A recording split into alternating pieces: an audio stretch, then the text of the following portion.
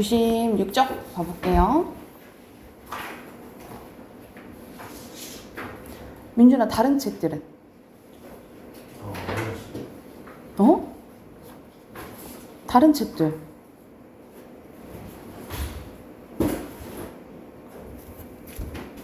자, 여기 96절로 볼게요. 여기서는 이제 모래톱 이야기라는 이제 이야기인데, 여기서는 어떤 지역을 지키려는 사람과 그걸 이제 차지하려는 지배 세력 간의 다툼이라고 생각을 하면 돼요. 그래서 조금 소수가, 우리 보통 소수 그리고 힘 있는 사람 하면은 힘 있는 사람이 이기는 것에 대해서 조금 안 좋게 보잖아, 그치? 근데 여기서는 소수자가 약간 지게 되는 이야기라고 생각을 하면 돼. 한번 봐볼게요. 자, 교사인 나는 건운애가 사는 조마이 섬에 관심을 갖게 되면서 이 섬을 부당하게 차지하려는 유력자에 대해서 알게 돼요. 그러니까 말 그대로 이제 여기를 차지하려는 힘 있는 사람을 얘기를 하는 거지. 그에 가을 유례없는 홍수로 낙동강에 범람하고 조마이 섬을 수몰된 위기에 처하는데 나는 건운애를 걱정하며 조마이 섬에 가던 윤춘삼 씨를 만나 이야기를 나누게 돼요. 그래서 이 윤춘삼 씨한테 어떻게 된 건지 이야기를 전해 듣는 상황이라고 생각하면 돼. 건운애 가족도 무사히 피난했겠죠? 하고 이제 내가 물어본 거야. 먼저 내 입에서 아까부터 미뤄오던 말이 나왔다. 야 해놓고 어쩐지 말끝이 석연치 않았는데 집들은 물론 결단이 났겠지만 사람이 더러 상하지 않았던가요? 나는 이런 질문 해놓고 이내 후회했대. 의뢰하는 빈 걱정 같아서. 집이고 농사고 뭐 있는기요. 다행히 목숨을 건졌지만 그 바람에 갈바스 영감이 또 안 끌려갔는기요. 그러니까 갈바스 영감이 건운의 할아버지인데 끌려갔다라고 이제 윤춘삼 씨가 얘기를 하는 거야. 윤춘삼 씨는 가슴이 내려앉은 듯한 한숨을 내쉬었대. 건우 할아버지가 나는 하단서 그 전납회에게 얼핏 들은 이야기를 상기했다라는 거죠. 여기서 전납회는 잘 안 쓰는 단어인데 뭐라고 보면 되냐면 밑에도 나와 있죠. 전납 플러스 패를 전납회라고 하는데 약간 이제 홍수가 나면 막 물건들이랑 뭐 나무들 이렇게 떠내려가잖아, 그치? 그걸 약간 건지려고 이렇게 그런 패거리라고 생각을 하면 돼. 이 전납회에서 얼핏 들은 이야기를 떠올렸다라는 거죠. 그래서 내가 지금 경찰서까지 갔다 오는데 마침 잘 만났습니다. 그라네도 기진맥진한 탓인지 그는 내가 권하는 술잔도 들지 않고 하던 이야기만 계속했대요. 바로 어제 있은 일이었는데 그래서 이제 회상하면서 얘기를 해주는 거야. 하단서 들은 대로 소위 배짱들이 만들어둔 엉터리 뚝을 허물어 버린 이야기인데 비는 연 사흘 연속으로 쏟아지지 지금 전에 막 비가 이제 많이 왔다는 거죠. 그리고 실하지도 않는 뚝을 그대로 뒀다가는 물이 더 불었을 때 갑자기 터진다면 영락없이 온 섬이 떼죽으면 됐을 텐데 마침 배에서 돌아온 갈베스 영감이 설두를 해서 나서가지고 미리 무너뜨렸기 때문에 다행히 인명에는 피해가 없었다라는 거죠. 그러니까 우리 지금도 막 댐 이런 거 뭐 차면은 막 물 빼내고 이러잖아요. 넘치고 더 위험하니까. 윤춘삼 씨는 그제야 소주를 한 잔 훅 들이키고 다음을 계속했다. 섬 사람들이 한참 뚝을 파헤치고 있을 무렵이었다고 하는데 좀 더 똑똑히 말하자면 조마이 섬 서쪽 강둑길에 검정지차 한 대가 와 닿은 뒤라 했다. 웬 깡패같이 생긴 그 청년 2명이 불쑥 현장에 나타나더니 뚝을 허물어뜨리는 광경을 보자. 이내 노발대발 방해하기 시작하더라고. 엉터리 뚝을 막아 놓고 섬을 통째로 집어삼키려던 소위 유력자의 앞잡인 듯 했다라는 거죠. 그러니까 사람이 죽게 생겼는데 자기들 이제 이익 때문에 이런 걸 막았다라는 거죠. 뭔진 모르되 아무리 타일러 봐도 여보 당신들도 보다시피 물이 안팎으로 이렇게 불어나는데 섬 사람들은 어떻게 하란 말이요? 해봐도 들어주기는커녕 그중 힘께나 있어 보이는 눈이 약간 찌릿해진 친구가 대래 갈바스 영감의 괭이를 와락 뺐더니 물속으로 집어던졌다라는 거야. 그러니까 좋게 말했는데도 이제 약간 폭력적으로 대응을 한 거죠. 그리고 누굴 믿고 하는 수작일 테지만 후욕패설 함부로 내까리자 순간 화가 머리 끝까지 치밀었을 갈바스 영감도 이 개같은 놈아 사람이 목숨이 중하냐 니놈도 욕심이 중하냐 하고 이제 얘기를 했다라는 거지. 말도 채 끝나기 전에 덜렁 그 자리에 들어 물속에 퇴질해버렸다라는 거죠. 그러니까 막 비가 많이 왔다 했잖아, 그치? 근데 그 물 밑에 이제 화가 나가지고 확 밀어버린 거야. 상대방은 아이고 소리도 못해보고 탕류에 휘말려 가고 질에 달아난 녀석의 고짜즈에 의해선지 이내 경찰이 둘이나 달려왔더라고. 내가 그랬어 하고 갈바스 영감을 서슴지 않고 두 손을 내밀었다는 거다. 다행히도 벌써 그때는 뚝이 완전히 뭉개지고 섬을 치렀던 탕류도 삥 에어두며 문구정 빠져나가고 있었다는 것이다.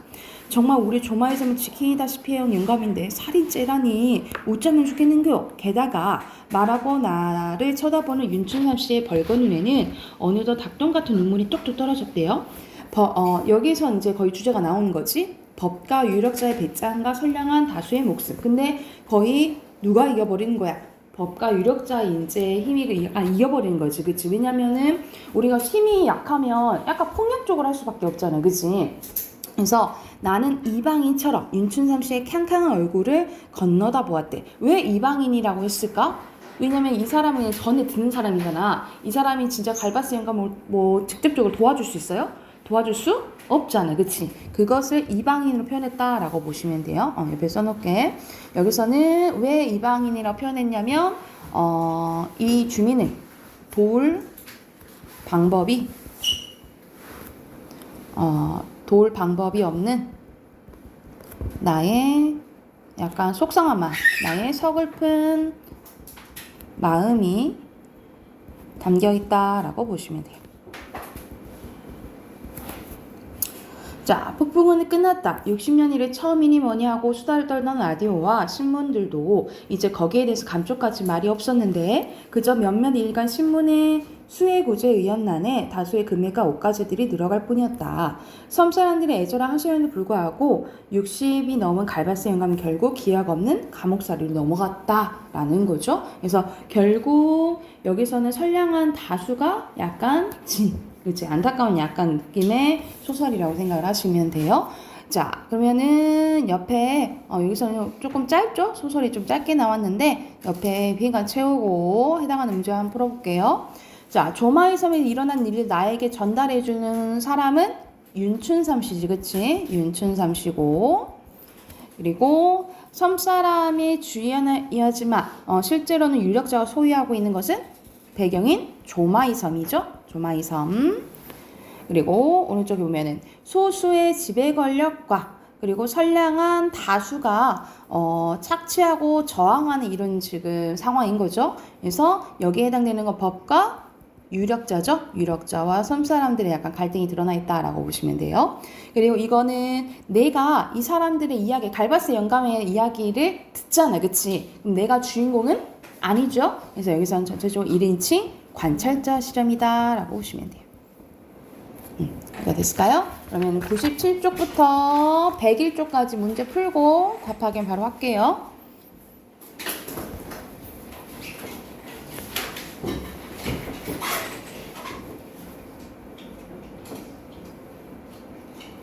같이 답 한번 확인해 볼까요? 97쪽.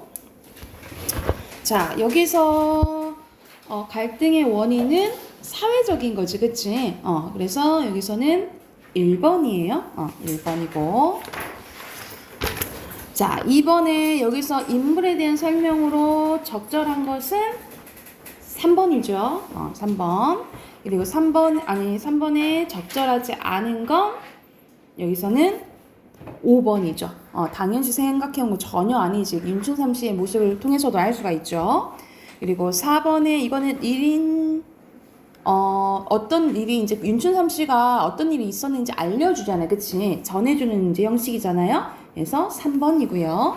그리고 5번은 조마이 섬에 담긴 의미로 가장 적절한 것은 여기서는 힘 있는 사람과 힘이 없는 이제 소수와의 갈등이 나와 있는 거죠. 3번이고요. 자, 그리고 여기서는 관련된 예시로 보기 어려운 거네.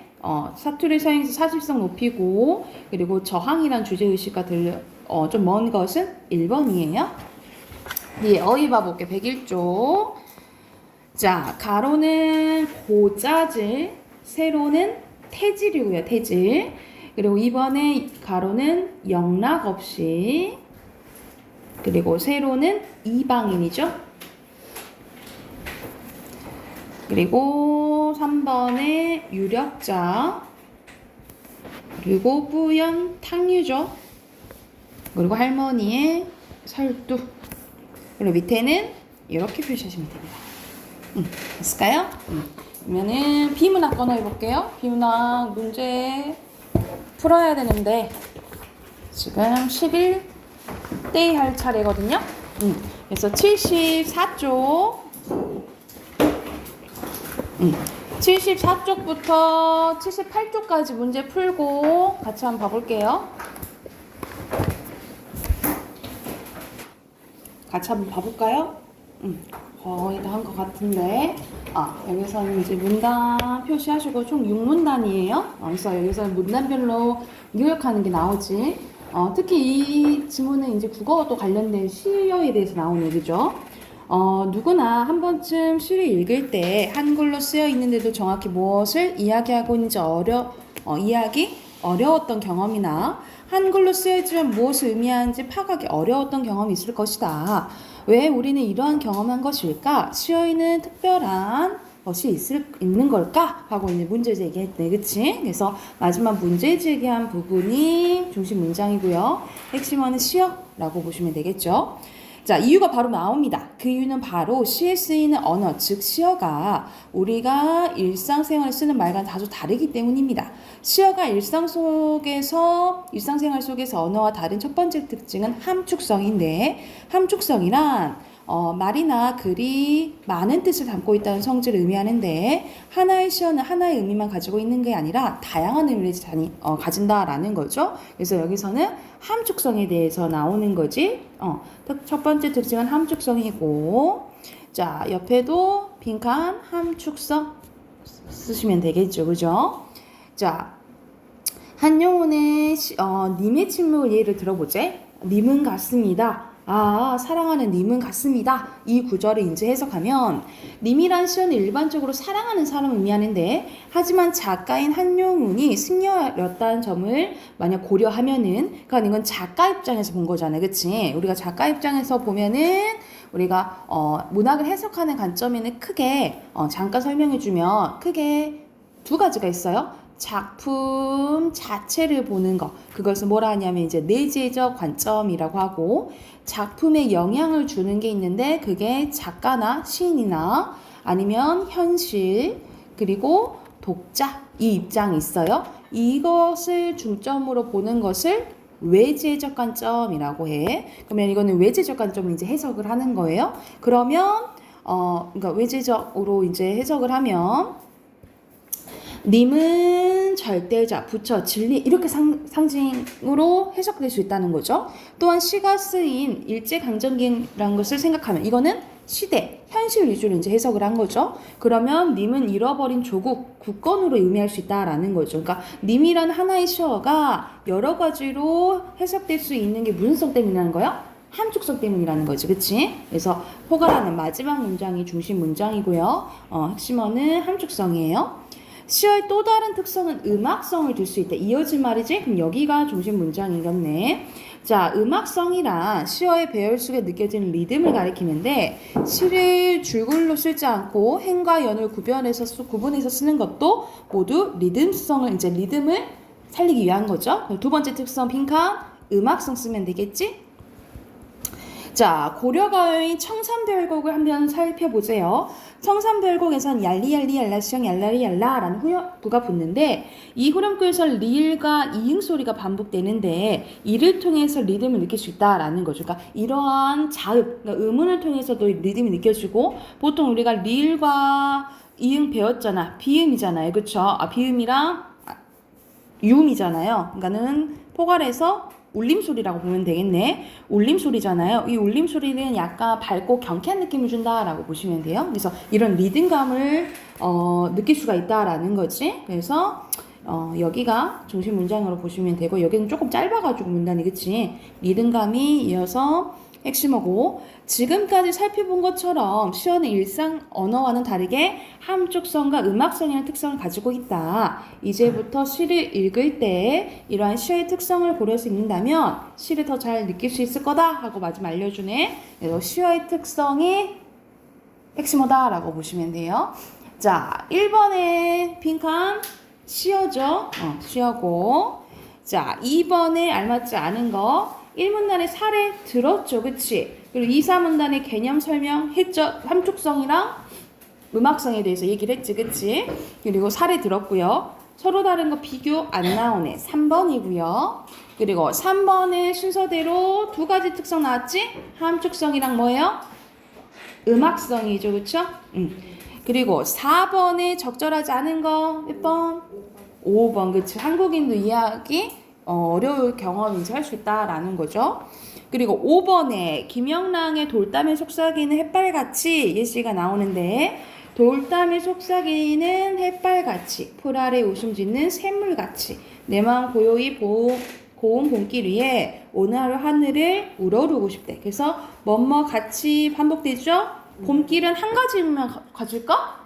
시어잖아요. 다양한 해석도 쓰죠? 2번이 답이네요. 그쵸? 자, 이어서 76쪽 봐볼게요.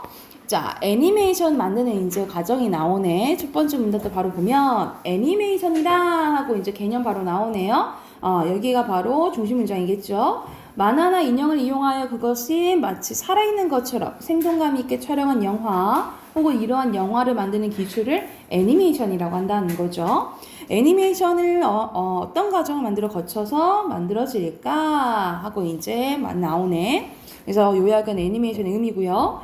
애니메이션을 만들 때 가장 먼저 해야 될 것은 당연히 어떤 스토리를 이제 얘기할 것인지 시나리오를 쓰는 건데 표현하고자 하는 작품의 주제를 정하고 등장인물의 성격을 결정한 후 전체적으로 어떻게 내용을 전개해 날 것인가 정해야 합니다. 시나리오가 재미있어야 완성된 애니메이션도 여러 사람의 흥미를 끌 수 있으므로 시나리오를 작성하는 과정은 애니메이션 제작의 출발이자 핵심 단계로 할 수가 있다는 거지. 그러면 당연히 핵심어 시나리오겠죠? 그래서 첫 번째 단계 시나리오를 작성해야 된다는 거지.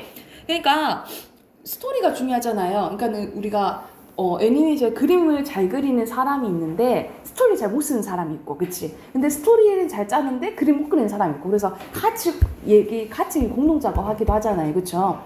이래야 된다는 거지. 그리고 시나리오가 완성되면 등장인물들의 그 성격에 맞게 캐릭터를 디자인해야겠죠. 캐릭터를 디자인한다는 것은 등장인물의 키나 얼굴 생김새, 그리고 어떻게 그릴지, 어떤 동작으로 어떤 표정을 지을지 결정하는 것을 이제 얘기한다는 거죠. 그래서 캐릭터를 이제 디자인하고, 그리고 캐릭터가 완성되었다면 본격적으로 뭘 해야겠어? 그림을 그려야겠죠? 그림을 구체적으로 그리기 전에 애니메이션 속 장면의 초안에 그린 문서, 즉 전체적인 내용을 쉽게 이해할 수 있도록 주요 장면을 정리한 계획표가 스토리보드예요. 스토리보드를 작성합니다. 스토리보드에는 주요 장면뿐만 아니라 주제와 그리고 화면의 제목, 그 화면에 대한 설명, 어떤 장면과 연결되는지 기록을 합니다. 그러니까 여러분 이제 국어 시간에도 이 스토리보드 막 쓴 거 있잖아. 영상 이제 만들 때 이제 그 구체적으로 아니면 그 촬영할 때 구체적으로 쓰는 게 스토리보드라고 생각하시면 되겠죠. 이 스토리보드가 완성된 후에는 이를 바탕으로 등장인물의 동작을 자연스럽게 이어질 수 있도록 1초에 12장 정도 그림을 그린대요. 내가 이걸 얘기를 하니까 같이 이거 지문을 보다가 학생 중에 약간 애니메이션 좋아하는 학생이 있거든요. 그래가지고 여기서는 1초에 12장 정도라 했잖아. 근데 요즘에는 1초에 12장이 아니라고 그러더라고. 더 많이 그린대요. 그래서 그래? 너 전문가다 내가 그랬거든. 근데 12장이 아니고 지금은 더 많이 그린다 그러더라고요. 그래서 여기서는 스토리보드 작성하고 그림 그려야 되는 단계라고 생각을 하시면 돼요. 자, 그러면 그림이 이제 다 완성되면 등장인물의 목소리를 입혀야 되는 이제 애니메이션이다 보니까 성우들은 상황에 맞게 등장인물들의 목소리를 연기합니다. 등장인물들이 실제로 말하는 것처럼 표현하려면 그림 속 입모양과 성우의 목소리가 일치해야 하는데 성우들이 등장인물들의 목소리를 녹음한 후에는 상황과 어울리는 다양한 배경음악을 삽입하기도 한데, 그래서 여기서는 목소리 입혀야 되는 단계인 거죠. 그래서 우리나라 그 애니메이션 성우는 별로 없다 그러더라고요. 그래가지고 거의 목소리가 비슷하다라고 생각하면 된다 그러더라고요. 그래서 여기서는 이제 마지막 요약하는 말이 들어가야 되겠잖아요. 그치? 접속 표현, 뭐 이렇게 요약하는 게 들어가야겠지? 그러면 10번에 몇 번이겠어요? 10번에 뭐가 들어가 있어? 정리하면 이처럼 이렇게 들어야지. 그치? 그럼 10번 2번이에요. 이처럼. 한편에 완성된 애니메이션 속에는 수많은 사람들의 노력이 들어있는데 애니메이션 속에 들어있는 수많은 사람들의 노력을 생각하면서 애니메이션을 보면 좀 색다르지 않을까 하고 이제 제안하네. 그래서 마지막 심어 애니메이션이라고 보시면 돼요. 자, 문제 확인하면 6번에 핵심 단계는 무슨 단계예요? 시나리오 작성이지. 시나리오. 그리고 7번 가보자. 윗글에 대한 설명을 알맞지 않은 거. 애니메이션 개념 나오죠? 시나리오 쓰는 일 맞고. 애니메이션 역사 나옵니까? 역사 아직은 안 나오지. 과정인 거지. 그렇지. 만드는 과정. 2번이고요. 그리고 8번에 제작 과정에 대한 설명으로 적절한 것은 오케이. 1번이고요. 9번에 나오지 않는 거 3번이고요. 이거 10번 아까 했었죠? 마지막 어휘 봐보자. 어휘 봐볼게요. 자, 순서대로 2, 4, 1, 3이고요. 그리고 여기서는 생동감, 그리고 일제강점기에는 국권을 회복하는 거. 7번에 배열이죠. 그리고 순서대로 표시하면은 8번에 리을, 9번에 니은, 10번에 기역, 그리고 11번에 디귿이에요. 그리고 12번에 다소는 어느 정도 관람했던, 보는 거죠. 제작은 만들기, 법칙은 규칙, 작성하는 거는 쓰다죠. 자, 숙제 표시. 숙제 84쪽까지 숙제 해오세요. 12대2. 자, 문법 꺼내서 문법 답 확인해 봅시다. 어제 숙제 있었죠? 17페이지 펴시면 돼요.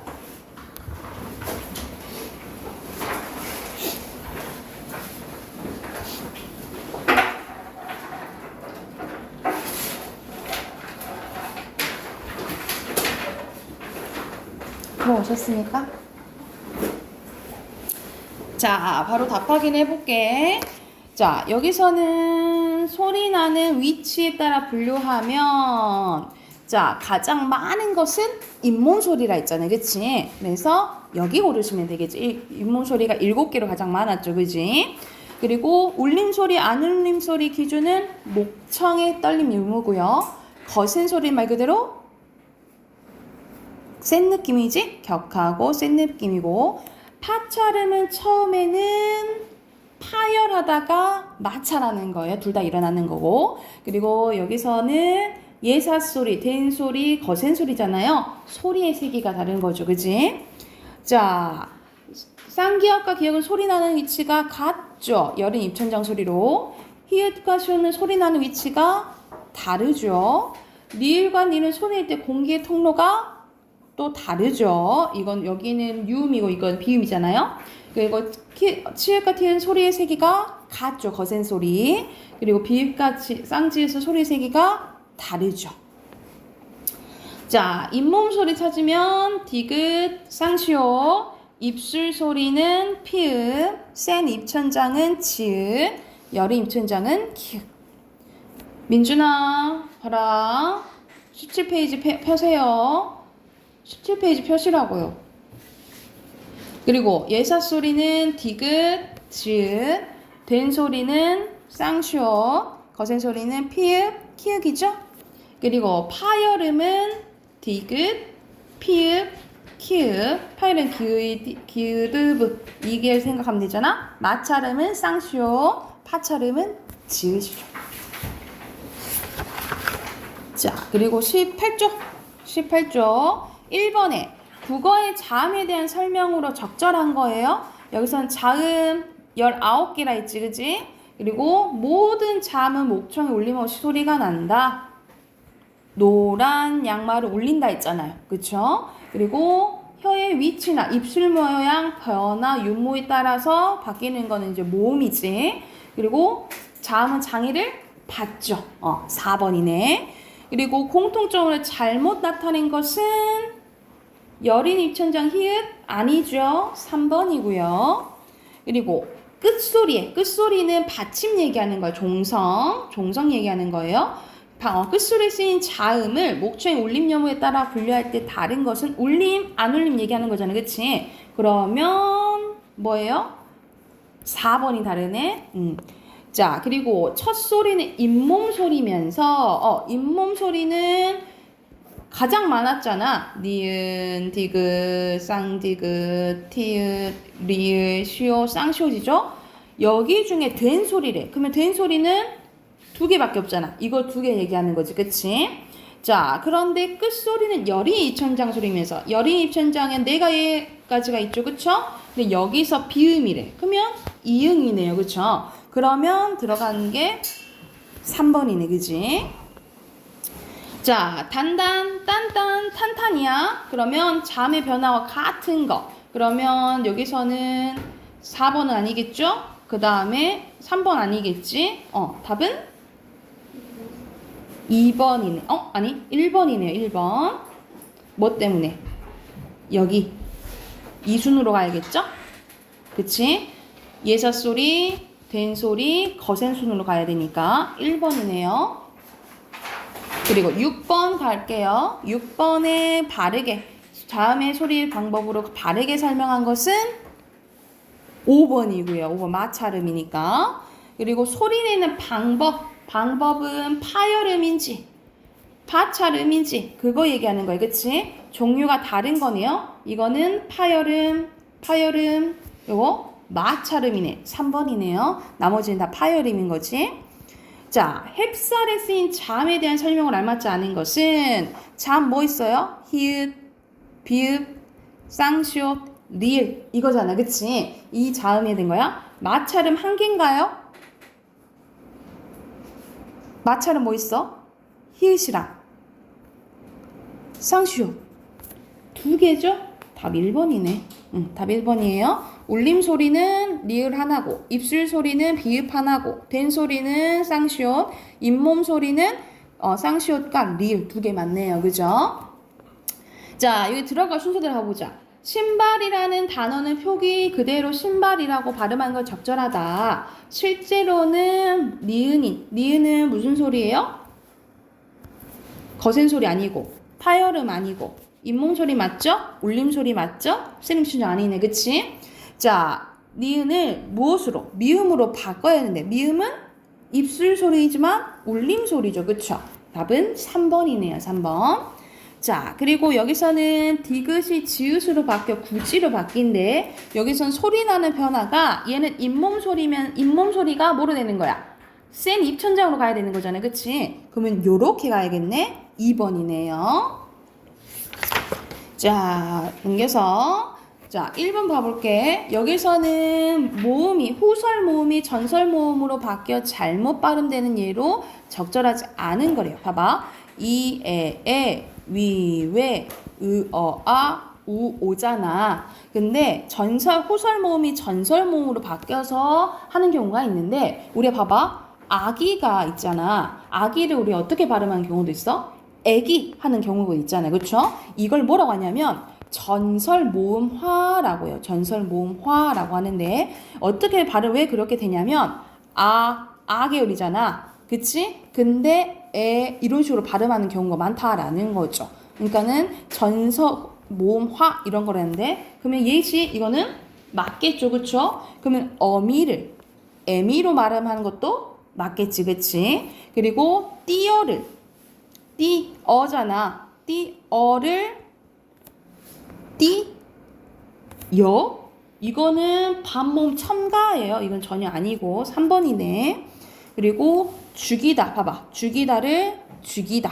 그리고 맛보기를 맛배기 이런 식으로 해당하는 걸로 바뀌어서 발음하는 것을 전설 모음화라고 한다고. 그리고 2번 가보자. 문장에서 발음되는 단모음의 수예요. 단모음 으 있죠? 에, 오, 아, 이, 와는 없죠. 와는 이중모음이지, 그치? 려도 이중모음, 에, 여도 이중모음, 그리고 이렇게 돼 있죠? 그쵸? 그러면 1, 2, 3, 4, 5, 6, 7. 1번이네요. 됐나요?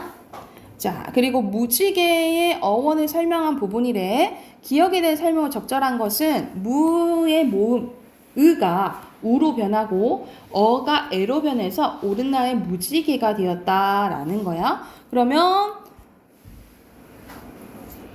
설명은 어떻게 될까? 의가 뭐가 됐대? 우로 됐대. 의가 우로 된 거는 평순이 뭐가 된 거예요?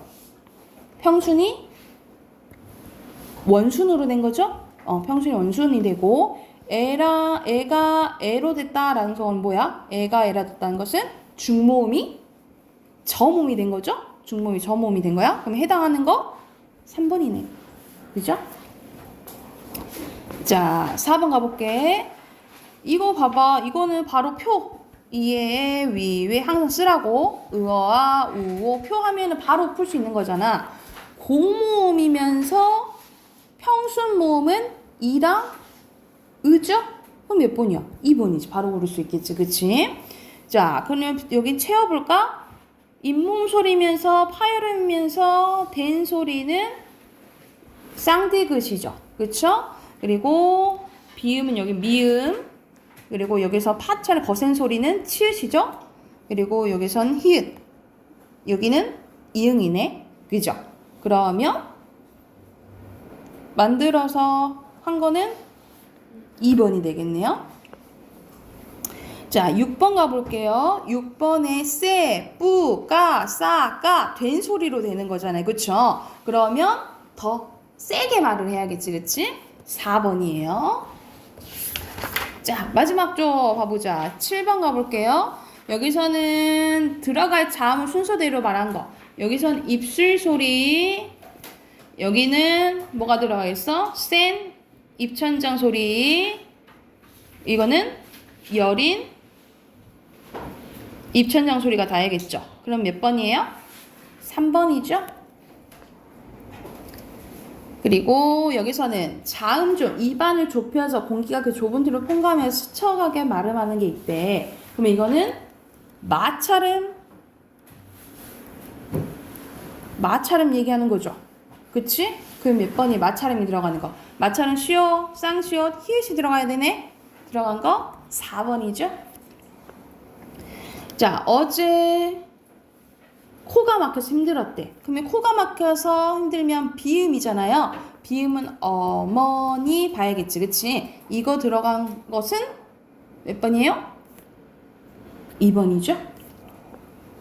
자, 여기서는 차이점을 쓰래. 이거는 딱 봐도 노란 양말 보인다. 그치? 그러면 울림 소리, 안 울림 소리잖아요. 그래서 간단하게 기억은 안 울림 소리고 쓰면 되겠지? 기억은 안 울림 소리이고 그리고 니은은 울림 소리이다. 간단하게 쓰시면 돼요.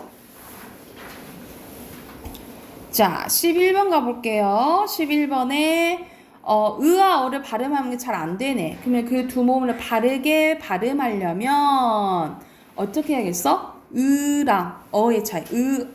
아잖아. 그치? 그러면은 혀의 높이죠? 근데 혀의 높이가 점점 낮아질수록 입을 더 어떻게 벌렸는데? 크게 벌려야 돼요. 그럼 해당되는 거 5번이겠죠? 그리고 참 예쁜 아이래. 이것도 다 분석해야겠네. 그러면은 자음은 치읓, 미음, 쌍비읍, 니은 이렇게 있고 왜냐하면 모음 앞에 있는 이응은 음가 처리 안 한다 했어. 그리고 모음은 아, 예. 그럼 이건 이중 모음이네. 아, 이 이렇게 있네요. 공통적인 게. 단모음 4개와 하나, 둘, 셋, 4개와 이중 모음 1개가 쓰였죠. 맞네요. 그쵸? 그리고 시옷과 히읗과 같은 마찰음 있어요?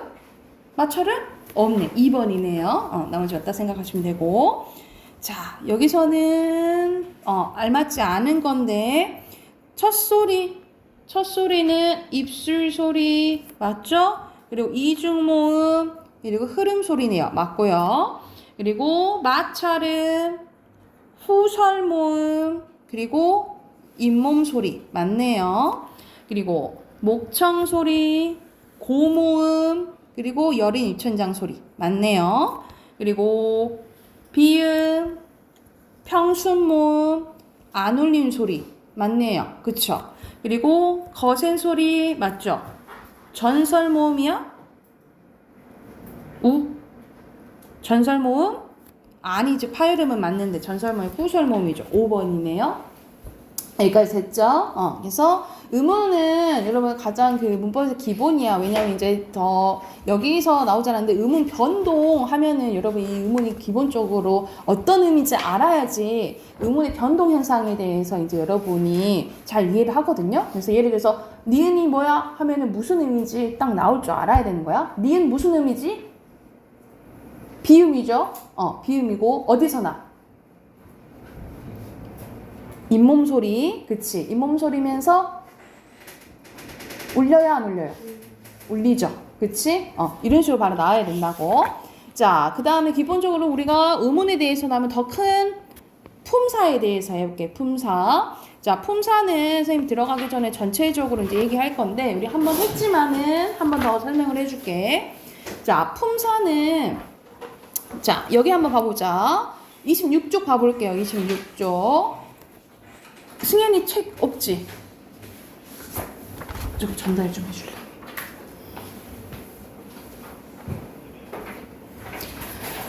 자, 여기서는 품사 봐볼게요. 오른쪽에 품사의 개념 봐볼게요. 품사는 우리가 사용하는 말이 다 단어잖아요. 그치? 단어가 엄청 많은데 이것을 일정한 기준에 따라서 나누는 갈래라고 생각을 하면 돼. 그래서 문법적 성질이 비슷한 것끼리 공통된 성질끼리 묶어놓은 단어의 갈래를 품사라고 해요. 그래서 품사, 국어의 품사는 몇 품사? 아이고, 8품사는 영어고요. 9품사예요. 9품사. 헷갈리면 안 돼. 영어에서 항상 들어가지고 막 전치사, 접속사 있잖아요. 그건 국어에서 없어. 그게 없고 9품사인데 9품사 이제 정리되는 게 여기 오른쪽에 있어요. 자, 나누는 기준이 크게 세 가지라 보시면 돼요.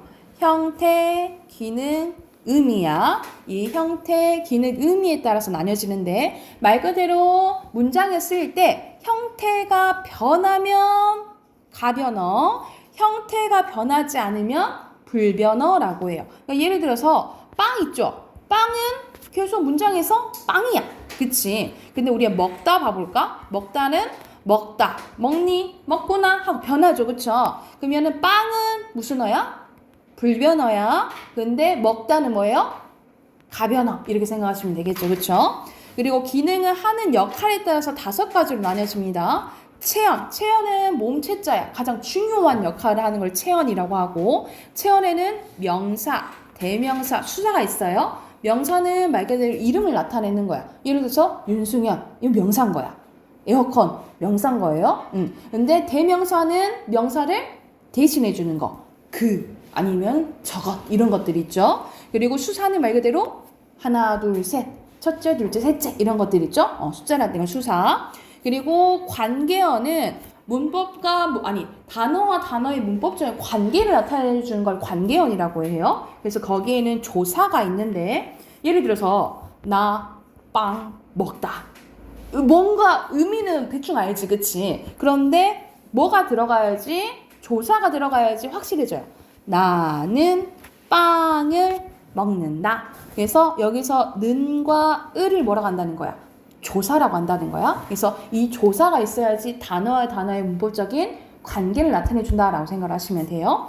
그리고 수식어 봐볼게요. 수식어는 말 그대로 수식해 준 거, 다른 말을 꾸며주는 거라고 생각하면 돼. 그래서 관형사와 부사가 있는데 관형사는 주로 앞에 나왔던 체언 있죠. 체언을 꾸며주고 부사는 체언 나머지 걸 다 꾸며준다라고 보시면 돼요. 용언도 꾸며주고 자기 자신 부사도 꾸미고 또는 문장 전체도 꾸미는 것을 부사라고 보시면 돼요. 그리고 독립어는 말 그대로 독립적으로 혼자 쓰이는 거야. 에구머니나 여보세요? 네? 아니요? 이런 것들 있죠. 이런 것들 다 감탄사고요. 그리고 용언이 있는데 용언은 여기서 용이 쓸 용자야. 그래서 아까 선생님이 뭐 먹다, 먹니, 먹구나 이렇게 변한다 했죠. 그쵸? 이렇게 변하는 것을 뭐라 하냐면 활용이라고 해요. 활용한다 해서 용언이라 보면 돼요. 그래서 이 활용의 용언은 동사와 형용사가 있어. 동사는 움직임 나타내는 거, 형용사는 상태와 성질 나타내는 걸 생각하려 하면 돼. 근데 유일하게 지금 요거 또 관계어이 또 나왔잖아, 그치? 아까 전에 관계어 있죠? 이 관계어는 어디에 속해?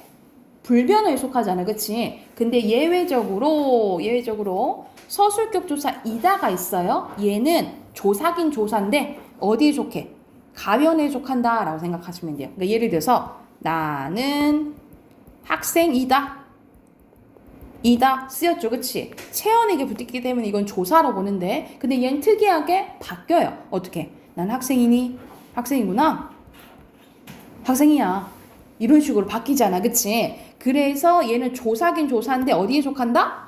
가변에 속한다 라고 보시면 돼요. 용어는 아니에요. 용어는 아니고 얘는 조사고 관계어이지만 어디에 속한다? 가변에 속한다. 이것만 예외적으로 기억을 해주시면 돼요. 그러면 구품사 끝나는 거야. 그래서 자, 우리 나라의 국어의 품사는 몇 개? 9개야. 총 9개야. 근데 나눈 기준이 형태, 의미, 기능인 거예요. 그래서 명사, 대명사, 수사, 관형사, 부사, 조사, 감탄사, 동사, 형용사 이렇게 해서 9개라고 보시면 돼요. 그래서 체험부터 옆에 보면은 체험부터 있잖아요, 그치? 체험부터 천천히 한번 해볼게. 자, 체험은 몸체자라 했잖아. 중요한 역할 한다 했지, 그치? 그래서 문장에서 중심이 되는 역할하면 누구, 무엇에 해당된다 라고 보시면 돼요. 그래서 체험의 종류에는 명사, 대명사, 수사가 있는데 여기서도 종류가 따다닥 나뉘어져요. 그래서 여기서는 별로 안 나오는데 여러분 고등과정 하면은 여러분 중등과정 했던 게 고등과정에서 그대로 나와요. 근데 더 심화되고 더 자세하게 나온다라고 생각을 하면 돼. 그래서 여러분이 이 품사를 그냥 넘어가면 안 되는 게 자세하게 나오면 가장 어려운 부분이기도 해요. 자, 여기서는 명사를 보자. 구체적인 대상이나 추상적인 이름을 나타낸 단어예요. 구체명사는 말 그대로 눈에 보이는 거. 예시가 나오지? 교실, 김유신, 지리산, 나비. 눈에 보이는 거. 추상명사는 눈에 보이지 않는 거. 사랑, 도전, 용기, 인내심, 걱정. 눈에 안 보이잖아요. 그치? 그래서 각각 구체명사, 추상명사라고 하고요. 종류가 또 있어. 오른쪽 봐볼게. 사용 범위에 따라서 고유명사와 보통명사로 나뉘어져요. 고유명사는 유일하게 하나여야 돼. 예를 들어서 윤승현, 유일하게 한 존재잖아, 그치? 그러면 윤승현은 고유명사가 되는 거예요. 근데 에어컨은 여러 개 이렇게 될 수 있지, 그치? 지칭할 수 있지. 저런 건 보통명사인 거야. 예를 들어서 이런 볼펜, 보통명사인 거예요. 아니면 근데 광화문은 유일하게 한 개 있지, 그치? 그러면 고유명사라고 보시면 돼요. 그러니까 유일하게 하나 있으면 고유명사, 아니면 보통명사라고 생각하시면 되고, 혼자 쓸 수 있으면 자리명사, 혼자 쓸 수 없는 걸 의존명사라고 하는데, 여러분이 문장에서 이 의존명사 찾기가 조금 어려워. 여기서는 혼자 쓸 수 없는 예시를 들면, 여러분 할 수 있다 라고 했잖아. 할 수 있다 해서 수 있다 이렇게 쓰이나?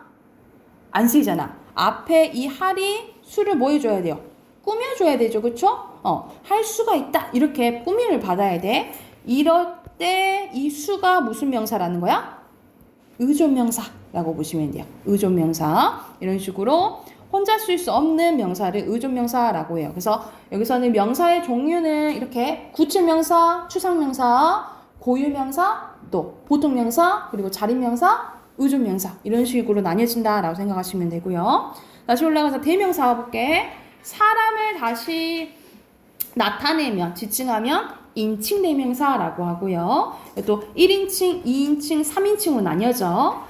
영어도 막 여러분 막 외우잖아, 그치? 그런 것처럼 국어도 마찬가지야. 그리고 사물대명사, 이거, 그거, 저거 이렇게 생각하시면 되고요. 장소대명사, 여기, 저기, 거기 이게 대표적인 대명사라고 보시면 되고, 자, 수사에는 두 가지가 있어요. 수량을 나타내면 양수사, 순서를 나타내면 서수사 이렇게 생각하시면 돼요. 다시 한번 수량을 나타내면 양수사, 순서를 나타내면 서수사예요. 근데 여러분 숫자가 나온다 해서 다 수사는 아니야. 왜냐하면 하는 역할을 잘 봐야 돼. 그래서 자, 뭘 구별해야 되냐면 수 관형사가 있고요. 뒤에서 관형사 배울 텐데 수사가 있어. 그래서 이걸 구별해야 되는데, 그래서 예시 들어보면 항상 예시 이걸 듣는데 사과 한 개가 있다라는 문장이고 사과 하나가 있다라는 문장이 있어요. 그럼 여기서 수를 나타내는 거 뭐 있어? 한과 하나죠. 그치? 근데 얘네 둘은 뭐가 다르냐면 품사가 달라요. 자, 여기 봐보자. 하나 먼저 봐볼게. 하나 뒤에 뭐 붙었어? 가 붙었지, 그치? 이 가가 조사예요. 조사랑 붙을 수 있다라는 이유는 얘가 앞에 게 체언이란 소리야. 그럼 체언 중에 얘는 뭔 거야? 수사라고 보시면 돼요, 수사. 근데 여기서는 가가 어디에 붙어 있어? 개에 붙어 있지, 그치? 그러면 개가 체언이란 소리야. 이 개는 단위 명사예요, 얘는. 명사. 그러면 이 한이 뭘 꾸며주고 있어? 한 개인 거지, 그치? 개를 꾸며주고 있지, 그치? 그러면 체언을 꾸며주는 게 요게 뭐라는 거야? 수를 나타내는 관형사라고 보시면 돼요. 그래서 구별법은 자, 수사 뒤에는 뭐가 붙어야 돼? 조사가 와야 되는 거야, 조사. 그리고 수 관형사 뒤에는 뭐가 와야 돼? 체언이 와야 된다라고 보시면 돼. 이렇게 구별하면 돼, 알겠죠? 이거 잠깐 써놓자. 이거 먼저, 이거 추가적으로 써놓을게요.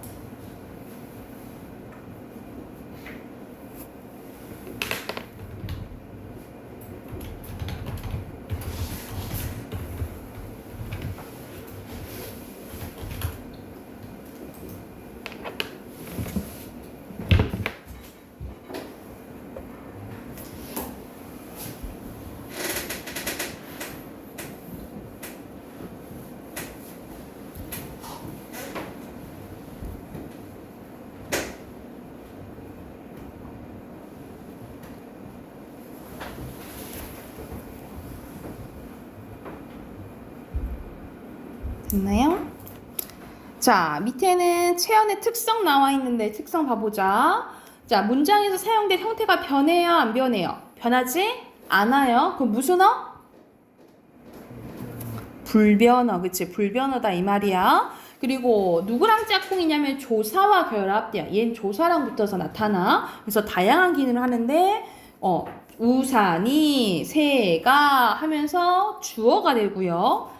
그녀를 하면서 목적어가 돼요. 그래서 조사와 짝꿍이다 라고 보면 돼. 그리고 뭐에 꾸밈을 받아요? 관형어의 꾸밈을 받는다 라고 보시면 돼요. 그래서 얘는 관형사 자체가 꽃을 꾸며주는 거고, 사랑하는 여기서는 동사형이 관형사형 바뀌어서 그녀 꾸며주는 거고, 이 지시 관형사예요. 이런 식으로 앞말에 꾸밈을 받을 수 있다라고 생각을 하시면 됩니다.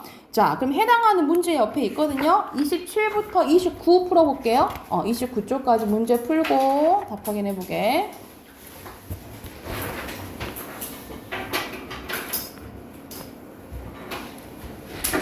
답 확인하고 갑시다. 1번 가보자. 1번에 5죠. 2번에 X, 3번에 O.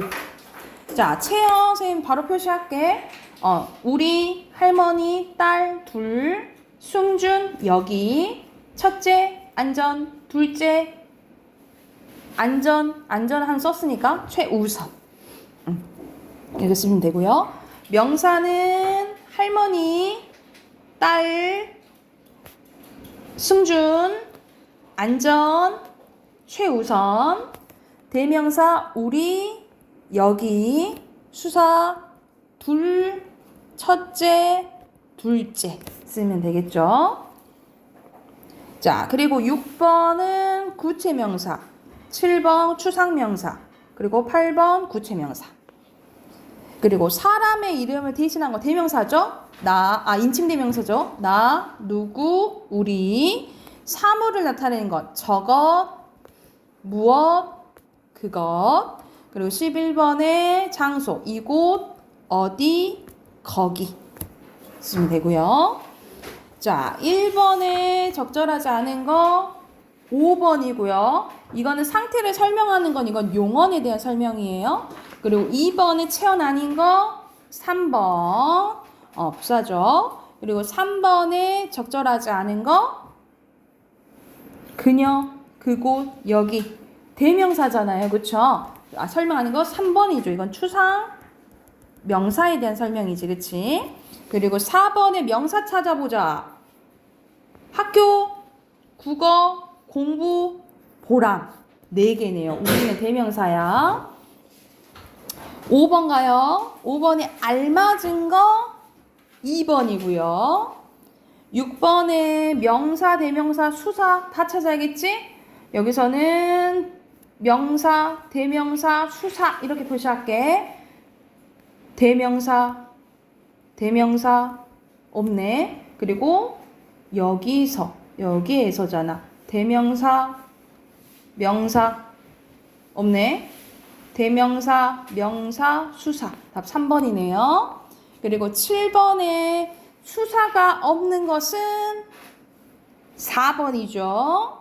그리고 추상명사는 3번. 그리고 9번에 대명사, 사물을 가리켜야 돼? 3번이에요. 여기까지 됐을까요? 그리고 그 다음에 용어는 다음 시간 이어서 할게요. 여기까지 합시다.